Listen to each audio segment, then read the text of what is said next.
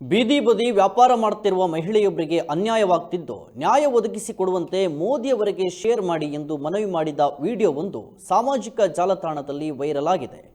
ಪಿಲಾತಬೆಟ್ಟು ಗ್ರಾಮ ಪಂಚಾಯತ್ ವ್ಯಾಪ್ತಿಯ ಪುಂಜಾಲಕಟ್ಟೆ ನಿವಾಸಿ ವಿಜಯ ಎಂಬುವರು ಈ ವಿಡಿಯೋ ಮಾಡಿ ಶೇರ್ ಮಾಡಿದ್ದು, ವಿಡಿಯೋದಲ್ಲಿ ಪುಂಜಾಲಕಟ್ಟೆ ಪ್ರಾಥಮಿಕ ಆರೋಗ್ಯ ಕೇಂದ್ರದ ವೈದ್ಯಾಧಿಕಾರಿಯಾದ ಡಾಕ್ಟರ್ ಸತೀಶ್ ಅವರಿಂದ ಅನ್ಯಾಯವಾಗುತ್ತಿದೆ, ನ್ಯಾಯ ಒದಗಿಸಿಕೊಡಿ ಎಂದು ಕೇಳಿಕೊಂಡಿದ್ದಾರೆ.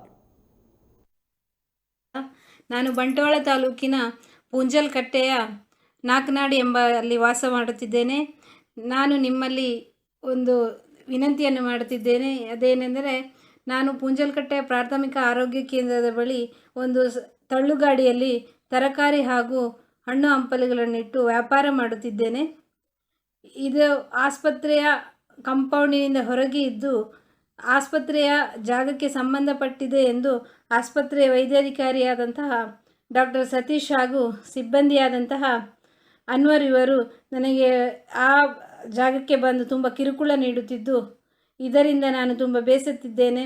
ನನಗೆ ಇದರ ಬಗ್ಗೆ ನ್ಯಾಯ ನೀಡಬೇಕಾಗಿ ಎಲ್ಲರಲ್ಲಿ ಕಳಕಳಿಯಿಂದ ಕೇಳಿಕೊಳ್ಳುತ್ತಿದ್ದೇನೆ. ಅದೇನೆಂದರೆ, ಮೋದಿಯವರ ಬೀದಿ ಬದಿ ವ್ಯಾಪಾರ ಮಾಡಬೇಕೆಂದೇ ಅವರು ಕಾನೂನು ತಂದಿರುವಾಗ ನನಗೊಬ್ಬಳಿಗೆ ಯಾಕೆ ಈ ಥರ ಅನ್ಯಾಯವಾಗುತ್ತಿದೆ? ನನಗೆ ಎಲ್ಲರಿಂದ ಈ ಸಮಸ್ಯೆಗೆ ನ್ಯಾಯ ಸಿಗಬೇಕಾಗಿ ಕೇಳಿಕೊಳ್ಳುತ್ತೇನೆ.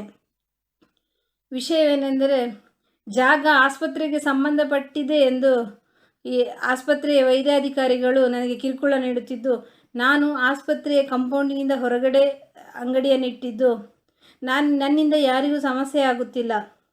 ಇದಕ್ಕೆ ಮುಖ್ಯ ಕಾರಣ ಏನೆಂದರೆ, ಕೆಲವು ಕಾಂಗ್ರೆಸ್ ಕಾರ್ಯಕರ್ತರು ಇದರಲ್ಲಿ ಶಾಮೀಲಾಗಿದ್ದಾರೆ. ನಾನು ಕಾಂಗ್ರೆಸ್ಸಿಗೆ ವೋಟ್ ಹಾಕುತ್ತಿಲ್ಲ ಎನ್ನುವ ಕಾರಣಕ್ಕೆ ನನಗೆ ಕಿರುಕುಳವನ್ನು ನೀಡುತ್ತಿದ್ದು, ಕಾಂಗ್ರೆಸ್ ಕಾರ್ಯಕರ್ತರೇ ಇದಕ್ಕೆ ಮುಖ್ಯವಾಗಿ ಕಾರಣ ಎಂದು ನಾನು ಹೇಳುತ್ತೇನೆ. ಯಾಕೆಂದರೆ, ಅನ್ಯಾಯ ಕಣ್ಣೆದುರು ನಡೆಯುತ್ತಿದ್ದು, ನನ್ನ ಅಂಗಡಿ ಎದುರು ಡಾಕ್ಟರ್ ಸತೀಶ್ ಹಾಗೂ ಸಿಬ್ಬಂದಿಯವರ ಜೊತೆ ಸೇರಿ ತಂತಿ ಬೇಲಿಯನ್ನು ಹಾಕಿರುತ್ತಾರೆ. ಇದರಿಂದ ನನಗೆ ವ್ಯಾಪಾರ ಮಾಡಲು ಕಷ್ಟವಾಗುತ್ತಿದ್ದು, ನನಗೆ ನ್ಯಾಯ ನೀಡಬೇಕಾಗಿ ನನ್ನ ಎಲ್ಲ ಆತ್ಮೀಯರಲ್ಲಿ ಕೇಳಿಕೊಳ್ಳುತ್ತೇನೆ. ಈ ನನ್ನ ಸಮಸ್ಯೆಗೆ ಪರಿಹಾರ ನೀಡಬೇಕಾಗಿ ನಾನು ಎಲ್ಲರಲ್ಲಿ ಕೇಳಿಕೊಳ್ಳುತ್ತೇನೆ. ನನ್ನ ಈ ಮೆಸೇಜನ್ನು ಎಲ್ಲರಿಗೂ ಮೋದಿಯವರಿಗೂ ತಲುಪುವವರೆಗೆ ಶೇರ್ ಮಾಡಿ. ಹಾಗೂ ಇದರಲ್ಲಿ ನಾನು ಬಿಲ್ಲವ ಸಮುದಾಯಕ್ಕೆ ಸೇರಿದವಳಾಗಿದ್ದು, ಇದರಲ್ಲಿ ಕೆಲವು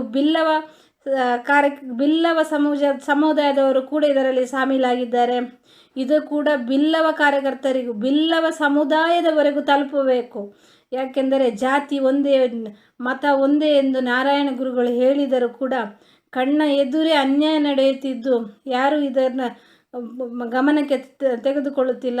ಇದರ ಬಗ್ಗೆ ಹೆಚ್ಚಿನ ಜನಗಳು ಪ್ರತಿಯೊಬ್ಬರಿಗೂ ಶೇರ್ ಮಾಡಿ, ಪ್ರತಿಯೊಬ್ಬರು ಇದರ ಬಗ್ಗೆ ನ್ಯಾಯ ಸಿಗುವವರೆಗೆ ಶೇರ್ ಮಾಡಿ. ನಿಮಗೆಲ್ಲರಿಗೂ ನನ್ನ ಆತ್ಮೀಯ ಧನ್ಯವಾದವನ್ನು ತಿಳಿಸುತ್ತೇನೆ.